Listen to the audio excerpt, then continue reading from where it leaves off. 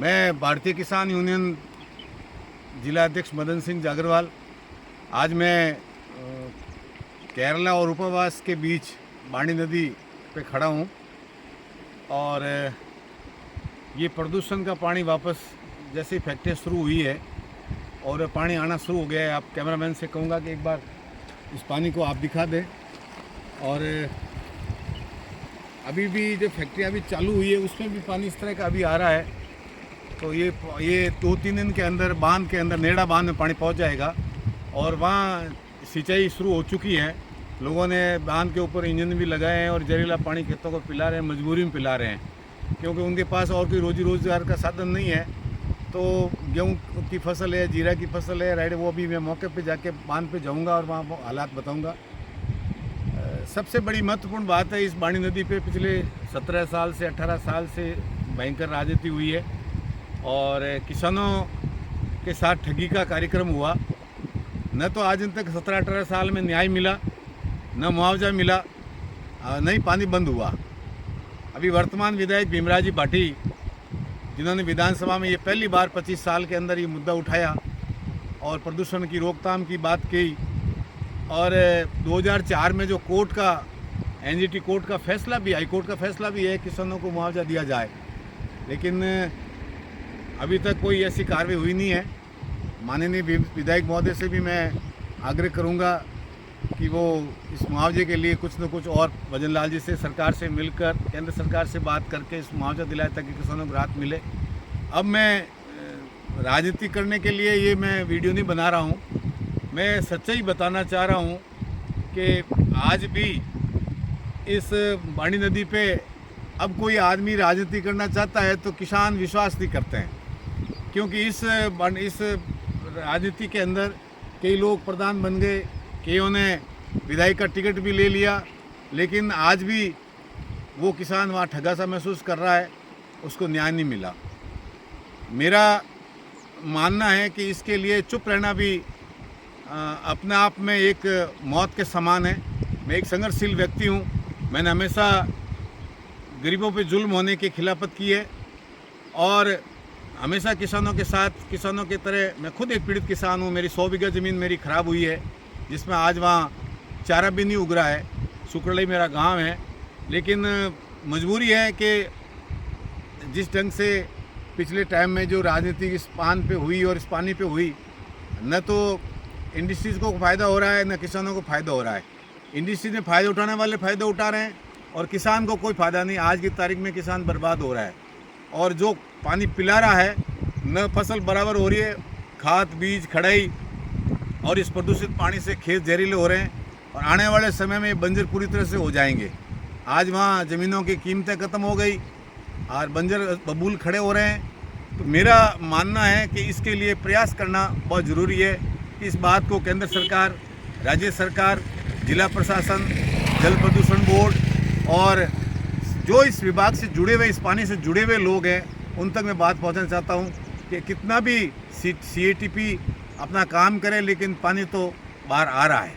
इस बात को नकारा नहीं जा सकता, कारण कि सीटीपी में पानी जो आ रहा है, नाले से आ रहा है, वहाँ कोई नाला रोकथाम नहीं है। जितना पानी वो प्रदूषण ट्रीट करने के लिए जो पानी लिया जाता है, उसके बाद में वहाँ कोई ऐसी निकासी की, कोई रोकथाम की कोई ऐसी प्रक्रिया नहीं है। जितना पानी ले रहे हैं उतना उस पानी के बाद में उस पानी को नदी में छोड़ने के अलावा और उनके पास कोई साधन नहीं है। मजबूरी है उनकी, क्योंकि ये टेक्निकल बात तो किसी तरह से समझा सकते हैं, लेकिन मैं हकीकत इस चीज़ को जानता हूँ कि जितना पानी ट्रीटमेंट प्लांट में आना चाहिए उतना आ जाता है, उसके बाद वो पानी रुकता नहीं है, नाला चलता रहता है। वो नाला नदी के अंदर आ रहा है, उसकी रोकथाम के लिए सीटीपी के पास ऐसा कोई स्कीम और जल प्रदूषण बोर्ड के पास भी ऐसा कोई स्कीम नहीं है जिससे वो रोकथाम कर सके। और ये चूहा बिल्ली का खेल हो रहा है। अब इस पे कोई बात करते हैं तो राजनीति के लिए लोग, किसान भी विश्वास नहीं करते हैं कि यार आगे भी इन लोगों ने राजनीति करके कुछ पद हासिल करने के लिए करते होंगे और कुछ अपना उल्लू सीधा करने के लिए करते होंगे। लेकिन मेरा खुद का तेल जलाकर और खुद की बात को प्रशासन तक रखकर मैं ये चाहता हूँ कि इस बात को आगे बढ़े। और अब कलेक्टर से और किसी से मांग करना अब औचित्य नहीं है, इस मांग से कुछ होना नहीं है, सारे चीज़ मिली भगत है। मेरा आज इस आने का मेरा मकसद है कि मैं आगे भी जाऊंगा, नेड़ा बांध पे भी जाऊंगा, मुर्डिया देवानडी जो पानी पिला रहे हैं खेत में पानी पर उस जगह पे जाऊंगा। कुछ पानी छोड़ दिया नेड़ा बांध में, वो तालाबों में घुस गया देवानडी, उस जगह पे भी जाऊंगा। लेकिन मैं इस मुद्दे को राष्ट्रीय स्तर का मुद्दा बनाना चाहता हूं कि इस बात को बिना किसान की आवाज़ बने हुए मेरे जो प्रदेश अध्यक्ष है राजाराम जी मील और हमारे राष्ट्रीय प्रवक्ता अध्यक्ष हैं राकेश जी टिकेत, जो दिल्ली के अंदर सरकार से जंग लड़ते हैं किसानों के लिए, गन्ना किसानों के लिए, कपास वालों के लिए, पंजाब वालों के लिए, हरियाणा वालों के लिए, उत्तर प्रदेश वालों के लिए, उनको मैं बुलाकर ये पूरे नेड़ बांध का वस्तु स्थिति बनाना चाहता हूँ।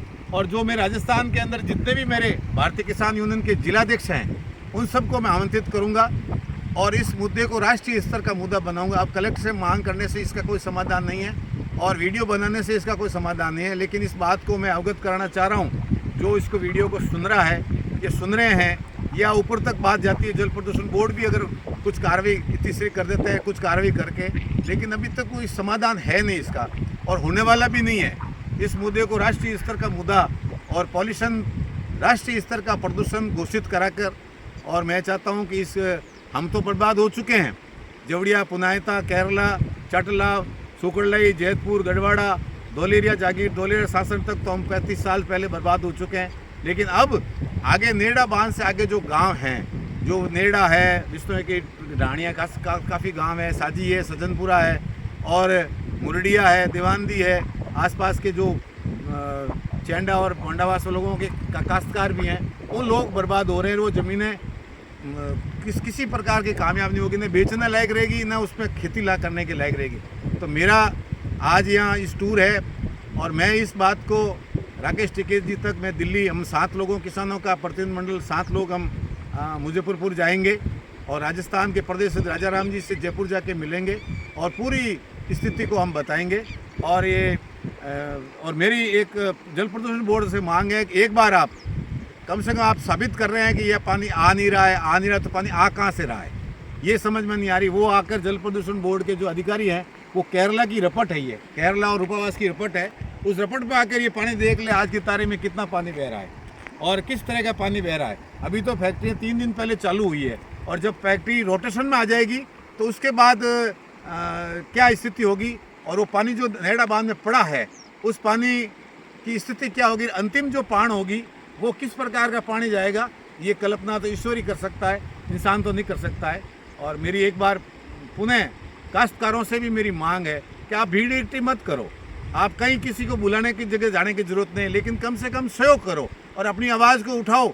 और कोई भी जनप्रतिनिधि आता है और जनप्रतिनिधि अगर बात करता है कि प्रदूषण, तो उसको बोलो कि भाई आपने अपने इसके लिए क्या किया, और जो करता है उसका आप साथ दीजिए। बस मेरा यही कहना है।